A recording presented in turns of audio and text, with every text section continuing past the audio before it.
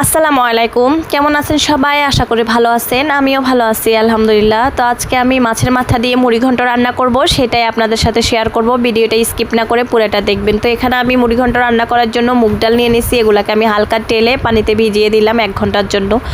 তো এখানে আমি পেঁয়াজ কুচি, মরিচ কুচি, আদা, রসুন, হলুদ, মরিচ, জিরা, লবণ সব ধরনের মশলা দিয়ে আমি ভালো করে একটু মশলাগুলোকে কষাবো। কষিয়ে নেওয়ার পরে এখানে আমি বড় সাইজের একটা পাঙ্গাস মাছের মাথা নিয়েছি। ওগুলাকে আমি হালকা একটু টুকরো টুকরো করে নিয়েছি।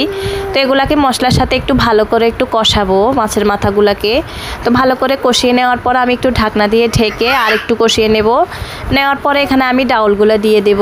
ডাউলগুলো দিয়ে এই যে মাছের মাথার সাথে কিন্তু ভালো করে ভাজতে হবে এগুলাকে। তো মুড়ি ঘন্ট রান্না করার জন্য তাজা টাটকা বড় মাছের মাথা হলে আরও বেশি মজা হয়। তো আমার ফ্রিজে এই পাঙ্গাস মাছের মাথাটা ছিল, আমি ওটা দিয়েই রান্না করার জন্য বসে গেলাম।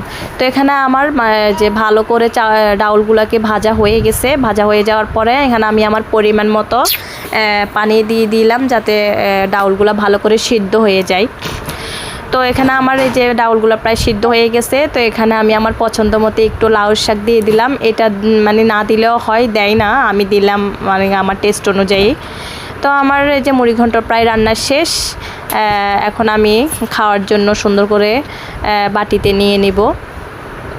তো কালারটা কেমন হয়েছে কমেন্টস করে জানাবা। আর মুড়ি ঘন্টটা অনেক মজা হয়েছে। আজকে এই পর্যন্ত, তোমরা ভালো থাকবা। আল্লাহ হাফেজ।